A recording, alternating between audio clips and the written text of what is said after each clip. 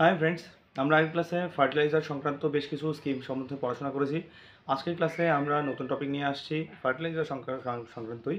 তো মোস্টলি তিনটে জিনিস আমরা এই ক্লাসে মানে কি শেষ করব আজকে। ইন্টিগ্রেটেড পেস্ট ম্যানেজমেন্ট স্কিম, তারপর হচ্ছে মানে পেস্ট ম্যানেজমেন্ট বলবো, তারপর সয়েল হেলথ কার্ড স্কিম, আর হচ্ছে সয়েল রিক্লামেশন। ওকে, প্রথমে আসি আমরা ইন্টিগ্রেটেড পেস্ট ম্যানেজমেন্ট। ইন্টিগ্রেটেড মানে বলা হয় যোগ করা, অনেক কিছু একসঙ্গে যোগ করা আছে। তো ইন্টিগ্রেটেডের মধ্যে কী থাকতে পারে, যে পেস্টিসাইডটা আমি ব্যবহার করলে যেগুলো খারাপ কীটনাশক কীট পতঙ্গ যেগুলো ফসলের ক্ষতি করে সেগুলো তো সেগুলোর দূরীকরণ হতে পারে। সঙ্গে কী হতে পারে, যাতে পরিবেশের মানে খারাপ না হয়। তারপরে সয়েলকে টক্সিসিটি মানে কি যেন না বাড়তে যায়, বা হচ্ছে কি টক্সিক করে না। সঙ্গে অনেক রকমের কীটনাশককে একসঙ্গে মানে মেরে দিচ্ছে। আবার সয়েল আবার হচ্ছে কি যে ফসলকে ইমপ্রুভও করছে ভালো। তো এই সমস্ত কিছুর একসাথে সলিউশন যদি থাকে তখন সেটাকে বলছি আমরা ইন্টিগ্রেটেড, সবগুলোকে একসাথে যোগ করা আছে, ইন্টিগ্রেটেড পেস্ট ম্যানেজমেন্ট। ঠিক আছে, আচ্ছা এবার আসি আমরা সয়েল হেলথ কার্ড স্কিম। এটা ministry of agriculture and farmers welfare যে মিনিস্ট্রি হয় সেটা 2015 সালে এই স্কিমটাকে নিয়ে আসে। যে মানে কি মাটির কেমন স্বাস্থ্য আছে, মানে মাটিতে কেমন গুণাগুণ উপাদান কেমন আছে সেই সম্বন্ধীয় একটা কার্ড, ডিজিটাল কার্ড, যার সাহায্যে হচ্ছে কি কোনো এক মানে যে কার্ডে হচ্ছে মেনশন করা থাকে, বা সেই যে কার্ডের থ্রুতে মানে মধ্য দিয়ে তুমি তোমার নিজের জমির সয়েল বা মাটির হচ্ছে উপাদানের মানে গুণাগুণ মানে কি সম্বন্ধীয় তুমি ইনফরমেশন পেতে পারো। তো টোটাল 12 রকমের প্যারামিটার হিসেবে সয়েলের মানে কি যে প্যারামিটারকে আলোচনা করা হয় বা ইনফরমেশন দেওয়া হয়, এবং সঙ্গে সেই 12 রকমের মানে কি পুষ্টিগুণের উপর ভিত্তি করে কতটুকু সার মানে কোন কোন সার কতটুকু পরিমাণে কীভাবেই ব্যবহার করা হবে সেই সম্বন্ধে তথ্য প্রদান করা হয়। প্রতি 3 বছর পর পর এই তথ্যকে মানে কি আপগ্রেড করা হয়, যে নতুন করে দেখা হয় যে সয়েলের কেমন অবস্থা আছে, ঠিক আছে, যে কেমন পুষ্টিগুণ আছে।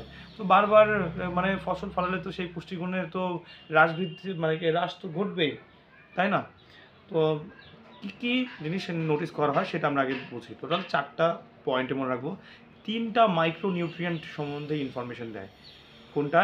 NPK, nitrogen, phosphorus, potassium. আমরা জানি এগুলোকে প্রাইমারি উপাদান বলা হয় মেজর এলিমেন্টসগুলোর মধ্যে বা মেজর নিউট্রিশনের মধ্যে। আমরা ফার্টিলাইজার নামে যে একটা ভিডিও বানিয়ে দিয়েছি আমি, সেখান থেকে তোমরা একটু দেখে নিও। ওকে, তাহলে কি 3টা মাইক্রো নিউট্রিয়েন্টস কী কী বললাম? NPK। আচ্ছা এবার আসি আমরা এক রকমের সেকেন্ডারি নিউট্রিয়েন্ট সম্বন্ধে ইনফরমেশন থাকে, সেটা সালফার। তারপরে 5 রকমের মাইক্রো নিউট্রিয়েন্ট সম্বন্ধে মানে ইনফরমেশন দেয়। কী কী সেটা? Manganese, iron, copper, zinc.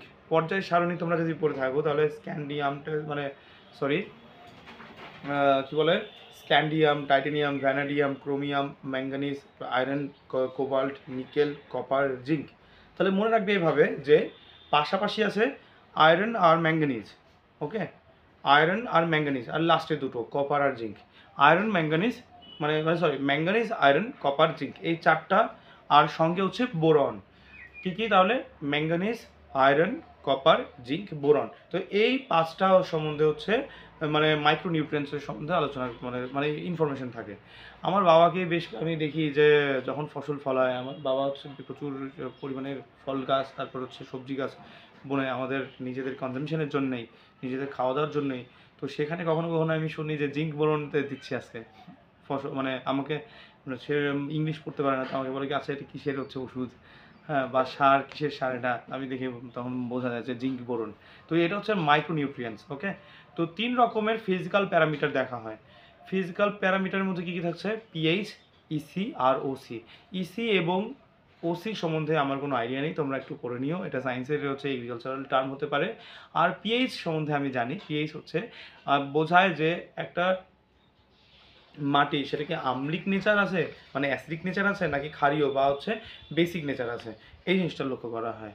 তো এই 4 রকমের মানে মানে পয়েন্টের মানে কী কী? 3টা মাইক্রোনিউট্রিয়েন্টস, ম্যাক্রোনিউট্রিয়েন্টস, সেকেন্ডারি নিউট্রিয়েন্টস, তারপর ফিজিক্যাল প্যারামিটার। এই 4 রকমের টোটাল 12টা প্যারামিটার ধরে এই রকমের হচ্ছে যে সয়েল মানে ইনফরমেশন দিয়ে সয়েল হেলথ কার্ড স্কিম বানানো হয়েছে, যেখানে দেওয়া থাকে এবং সেখানে সেই ইনফরমেশনের মাধ্যমে সেখানে ডিরেকশন দেওয়া থাকে তুমি কোন রকমের মানে কি ফার্টিলাইজার পেস্টিসাইড কতটুকু পরিমাণে ইউজ করবে। এবার আমাদের আজকের লাস্ট টপিক হচ্ছে সয়েল রিক্লামেশন। সয়েল রিক্লামেশন অর্থ তুমি একটা জমিতে প্রচুর পরিমাণে ফসল ফলিয়েছো, তার পুষ্টিগুণ একদম মানে কমে গেছে।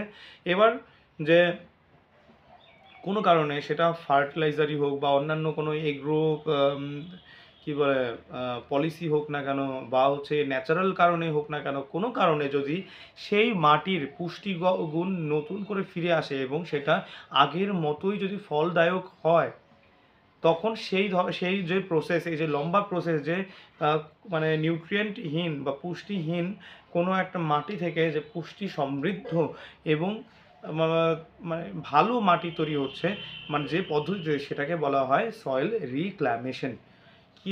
কী বললাম আমরা তাহলে? ইন্টিগ্রেটেড পেস্ট ম্যানেজমেন্ট, তারপরে সয়েল হেলথ কার্ড স্কিম, আর হচ্ছে সয়েল রিক্লামেশন। ঠিক আছে, তো আজকের টপিক এখানেই শেষ হলো আজকের ক্লাসটা। তো নেক্সট ক্লাসে আমরা নতুন টপিক শুরু করব, সঙ্গে থাকবো। হ্যাঁ।